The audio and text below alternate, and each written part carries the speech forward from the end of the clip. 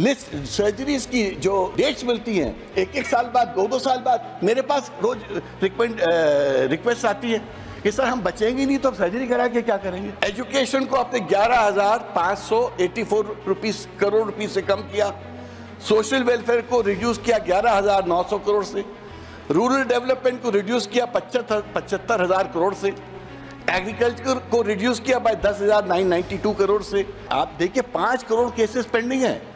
आपने जुडिशरी की तरफ ध्यान क्या दिया है? MSME contributes 30% to GDP and 45% to exports।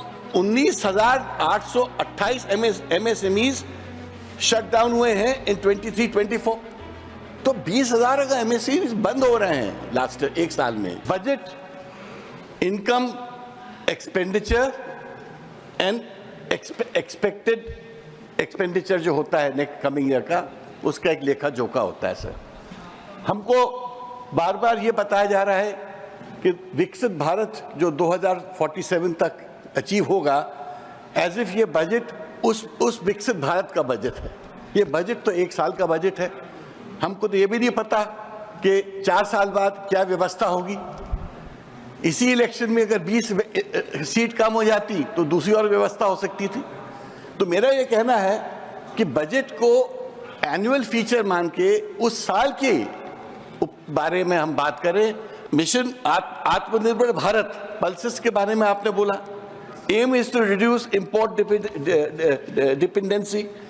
Financial year 24 में पल्सेस का आयात hit a 6-year high, surging by 84%, 6-year high of 84%.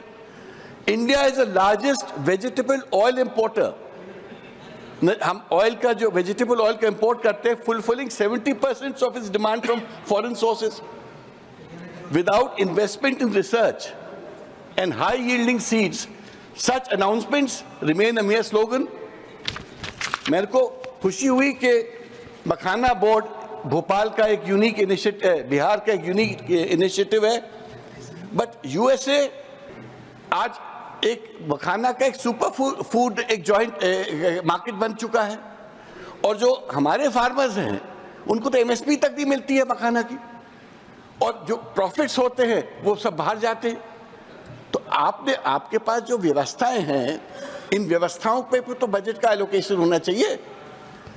इसी तरह मैं आपको बताना चाहता हूं MSME contributes 30% to GDP and 45% to exports। अब आप देखिए, आप कहते हो हमने क्रेडिट गारंटी टू एमएसएमईज बहुत इंक्रीज की है, हम स्वागत करते हैं, मगर 19,828 MSMEs शट डाउन हुए हैं इन 23-24।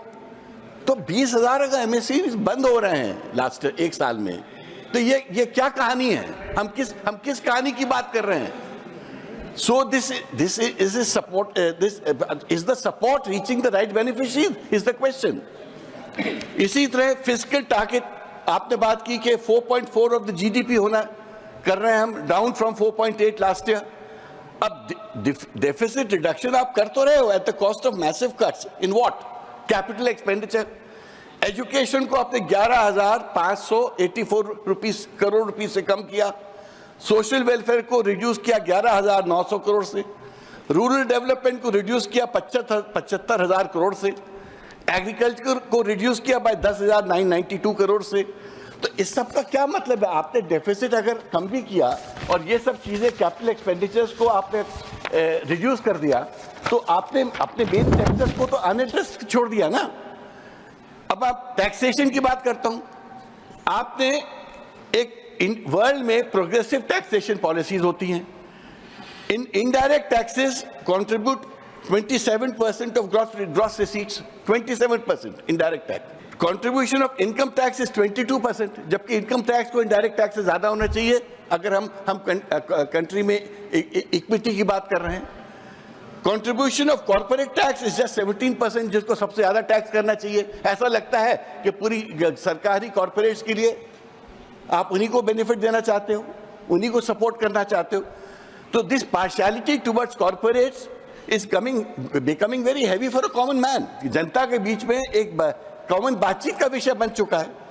In Pandit Nehru's word, the government is relying on distribution of poverty. हम पॉवर्टी को डिस्ट्रीब्यूट करना चाहते हैं. अब सोचिए 14th CAG report on outstanding demand on income tax SSC. क्या की रिपोर्ट है ये? आईटी डिमांड, आईटी डिपार्टमेंट तो डिफंक्ट हो गया है.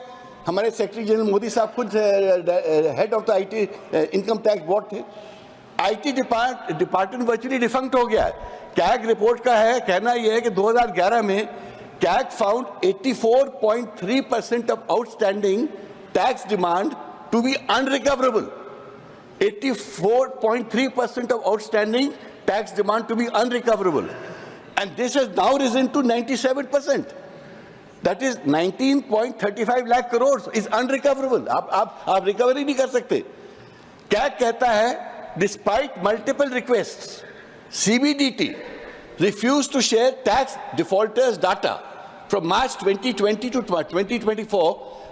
अभी अगर आपका ट्रांसपेरेंसी ही नहीं है और सीबीडीटी अपना डाटा जो डिफॉल्टर्स का है कैग से शेयर नहीं करता है, तो हम क्या बोलें? IT department failed to produce records. ये क्या कह रहा है? Failed to produce records for several high demand cases including 3 firms owing about 11,000 crore. CAG के साथ आप छुपाते हो, कैग को नहीं बताने को तैयार हो आप. Out of 2,156 ऑडिट क्वेरीज जो कैग ने क्वेरीज भेजी, 2,156, 81% were unanswered. उनका आंसर ही नहीं दिया गया. Exposing systemic inefficiency in the tax recovery. अब आप कहते हो कि हम बहुत विकसित भारत की तरफ जा रहे हैं. आप कहते हैं हमारी टैक्स सिस्टम बहुत अच्छा है. अब इस कैग रिपोर्ट के बाद मैं क्या सोचूं सर? मैं क्या समझूं? 19 लाख करोड़ जो हम कलेक्ट कर लेते हैं एफिशिएंटली. आप सोचो वो हमारा सोशल सेक्टर की spending on health, education, research, defence, food subsidy, MNREGA and even a better Kumbh उससे ऑर्गेनाइज हो जाता. बट हम कलेक्ट नहीं कर पा रहे हैं अपने आउटस्टैंडिंग डिमांड्स. हमारा सिस्टम इतना वो हो गया है. अब मैं जाता हूँ इंडियन जुडिशरी पे आता हूँ. आप देखिए 5 करोड़ केसेस पेंडिंग हैं. आपने जुडिशरी की तरफ ध्यान क्या दिया है? तो 24-25 में आपने 6,461 करोड़ जुडिशरी को दिया था. 25-26 में आप प्रपोज कर रहे हो 5,850. आपने कम कर दिया है. केसेस की एरियर्स की जो संख्या बढ़ती जा रही है, 5 करोड़ पहुंच रही है, बजट कम होते जा रहा है. आपने मीडिएशन बिल पास किया. इट्स अ नॉन स्टार्टर, क्योंकि mediation bill means parallel setup. जैसे कोर्ट का सेटअप है, you need a parallel mediation setup. Where is that setup? Where are the mediators? Where is the building? जो लोग आएंगे वो बैठे. आप जितने दफे जितनी सूट्स फाइल होते हैं उतना मीडिएशन होना चाहिए. That's the law. बट उतने फिर कोर्ट रूम होने चाहिए. उतने प्लेस जहाँ मीडिएटर्स होंगे, काउंसलर्स होंगे, क्लाइंट्स आएंगे. सेटअप ही नहीं है, इंफ्रास्ट्रक्चर ही नहीं है. हमारी इंफ्रास्ट्रक्चर प्लानिंग ही नहीं होती है. We have more than 5 crore cases pending. अच्छा, every time you make a new law, आपको एक इम्पैक्ट असेसमेंट करना चाहिए कि न्यू लॉ से कितने केसेस जनरेट होंगे, कितने कोर्ट्स में केसेस बढ़ेंगे. कोई ऐसी प्लानिंग नहीं रहती. आपको एक्सटेंसिव ट्रेनिंग करना चाहिए फॉर जजेस, police and prosecutors, which is lacking. Digital infrastructure for case management and evidence storage कहाँ पर है? आज हमको अगर कोई क्राइम होता है चेन्नई में और हमको दिल्ली में बायोमेट्रिक्स की कोई जरूरत कनेक्ट करना है कि वो आदमी ने कभी दिल्ली में क्राइम किया था, ऑटोमेटिक कोई सेंट्रलाइज सिस्टम नहीं है. Implementation cost for new procedural requirements. I mean हर चीज इतनी आपने डिफिकल्ट बनाई हुई है. और बजट के माध्यम से अगर आप लिबरल होते जुडिशरी के साथ तो हो सकता है एक मॉडर्न जुडिशियल सेटअप आ जाता. मेरा तो कहना है कि 3,000 crores for fast track commercial courts to clear business disputes आप within 12 months आपको बनाना चाहिए. अगर आप चाहते हो देश ट्रिलियन कितने इकोनॉमी बने तो कैसे बनेगी? अगर लोगों को विश्वास ही नहीं कि यहाँ पर डिस्प्यूट्स रिजॉल्व हो सकते हैं, बिजनेस डिस्प्यूट रिजॉल्व ही नहीं होंगे सालों तक, तो आपका वो सिस्टम ही नहीं है. 1,500 करोड़ आपको चाहिए टू रिक्रूट 5,000 न्यू जजेस in courts and tribunals. Where is that in the budget? 1,000 crore आपको मिनिमम लगेगा to establish evening courts in metro cities for contracts, enforcement cases. कोई नई सोच तो लाइए अपने बजट के माध्यम से। आप जो सिस्टम्स ऑलरेडी कोलैप्स कर चुके हैं उनको आप एड्रेस कहाँ कर रहे हो? खाली स्लोगन से अगर एड्रेस हो जाते तो चीजें बहुत पहले ठीक हो गई होती। ना हमारा कहना यह है, around 6 lakh crore investment projects are stuck in legal battles due to judicial delays. 6 lakh crores के cases pending है sir on infrastructure. Real estate and infrastructure projects worth 1.3 lakh crores stuck in land acquisition disputes. Land disputes alone account for 66% of civil cases dealing infrastructure and industrial projects. अब ऐसे में कौन foreign investor आपके आने वाला है India में? और आप कहते हो कि हमारे यहाँ दुनिया आने वाली है। कौन आएगा दुनिया सर? दुनिया तब आएगी जब आपकी ease of doing business really सामने दिखे। मतलब उस आदमी को लगना चाहिए कि मेरे साथ अन्याय हो, मेरे साथ गलत है, और मैं कोर्ट गया, कचहरी गया, ट्राइब्यूनल गया, अधिकारी के पास गया, तो ये प्रॉब्लम सॉल्व हो जाएगी। Health care spending remains at 2.1% of GDP, barely enough for band-aids. I mean, forget health revolution. अरे बैंडेड के लिए हो जाए तो बड़ी बात है। In UK, USA, Europe, people pay 40-50% taxes and get 100% optimum healthcare. In India, we pay 50-60% taxes but get no healthcare. Look, पूरे आप देखिए मध्य प्रदेश, उत्तर प्रदेश, राजस्थान, हरियाणा, हिमाचल, उत्तराखंड, सब लोग दिल्ली एम्स में आना चाहते हैं, और Delhi AIIMS is so overcrowded, no place to stand, relatives patients के वहां रोड पे और इनसाइड मेट्रो स्टेशन मिलेंगे आपको। सर्जरीज की लिस्ट, सर्जरीज की जो डेट्स मिलती हैं, एक साल बाद, 2 साल बाद मेरे पास रोज रिक्वेस्ट आती है कि सर हम बचेंगे नहीं तो अब सर्जरी करा के क्या करेंगे? तो आप ये किस विकसित भारत की हम बात कर रहे हैं? ये किस हेल्थ मैकेनिज्म की हम बात कर रहे हैं सर? CGS स्कीम्स हमने लाए। आप बताइए कितने प्राइवेट हॉस्पिटल CGS स्कीम्स को एक्सेप्ट करते हैं? भगा देते हैं पेशेंट्स को। वो कहते हैं कि सालों तक हमारे बिल्स क्लियर नहीं होते। सबको पता है सर ये बात। फाइनेंस मिनिस्टर की एलोकेशन फॉर हॉस्पिटल बढ़ाते क्यों नहीं? 50% of Indians lack basic health insurance sir. 20,000 से 70-75 हज़ार के बीच में जो लोग हैं मिड सेगमेंट, उनको ये बेनिफिट्स ही नहीं मिलते हैं। कैग रिपोर्ट का आयुष्मान भारत के बारे में कितनी सारी बातें उन्होंने बोली हैं कि कितना फ्रॉड चल रहा है सर। एजुकेशन, आपका स्कूल ड्रॉप आउट 15 to 20% है sir. National centre for excellence of skills जो हैं, it's like throwing a birthday party with one balloon.